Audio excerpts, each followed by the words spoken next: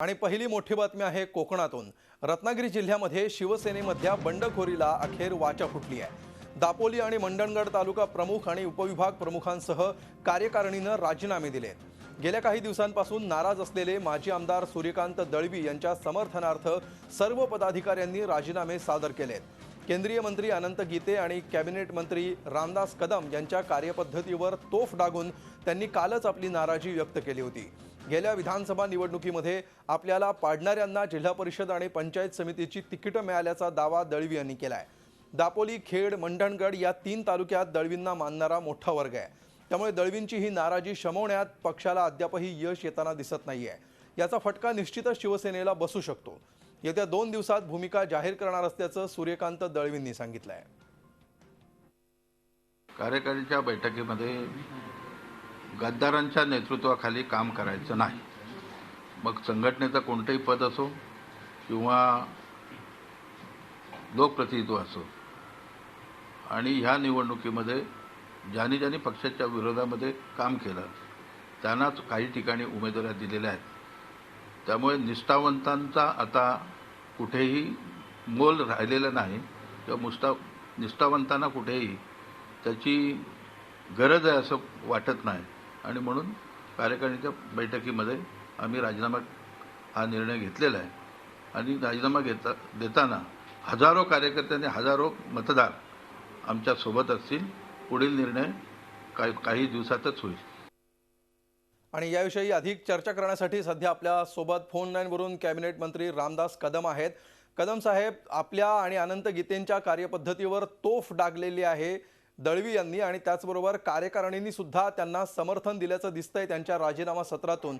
कसे पाहता आपण या प्रकाराकडे? एक गोष्ट मला इथं आपल्या माध्यमातून संबंध कोकणवासियांना सांगायला हवे की गेल्या अनेक वर्षापासून कोकणाची सेवा केली। दापोली मतदारसंघाची, खेड मतदारसंघाची मी सेवा केलेली आहे। दापोलीतला काही भाग माझ्याकडे होता। माझा मतदारसंघ तुटल्यानंतर 2 वेळेला मी तिकीट मागितली दापोलीतून, पक्षाने मला दिली नाही। पण मी मुळीच नाराज झालो नाही। दळवींना दोन्ही वेळेला सीट दिली। एकदा निवडून आले, एकदा 50,000 मतं कमी झाली आणि पडले। आता 6 वेळा त्यांना पक्षाने तिकीट दिलेली आहे। विधानसभा अजून लांब आहे, मात्र त्यांच्या पायाखालची माती वाळू घसरल्यामुळं त्यांना आता भीती वाटते मला पुन्हा 7व्या वेळा पण तिकीट देणार नाहीत पक्ष। आणि म्हणून पक्ष मी नसेल तर पक्ष पण नको, शिवसेना संपवायची असा निर्णय सूर्यकांत दळवींनी तिथं घेतला असं मला वाटतं। पंचायत समिती आणि जिल्हा परिषदेच्या निवडणुकीच्या तिकीट वाटपामध्ये दापोलीमध्ये मी थोडा देखील सहभाग घेतला नाही।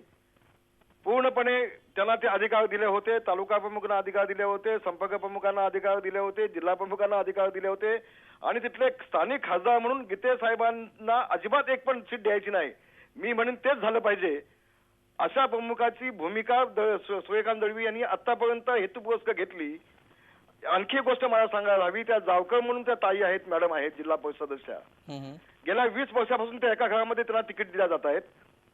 त्यांच्या आणि संबंध दळवी साहेबांचे अतिशय कौटुंबिक त्यांचे संबंध आहेत। आणि म्हणून तिथं आता ओबीसी झाल्यानंतर, ओपन झाल्यानंतर सीट तिथल्या ओपनच्या लोकांनी सांगितलं की आम्हाला इथं द्या। मी दळवी साहेबांना फक्त एकच विनंती केली होती, प्रस्ताव ठेवला होता तेवढ्या एका सीटसाठी, की त्यांना तुम्ही पालघर मतदारसंघातून द्या, ओबीसी तिथं आहे, आणि त्यांना निवडून आणि जबाबदारी मी स्वतः घेतो।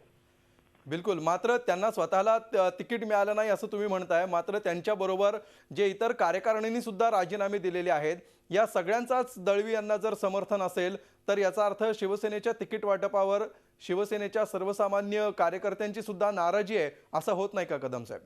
कार्यकारिणीमध्ये कोणी नाही आहेत।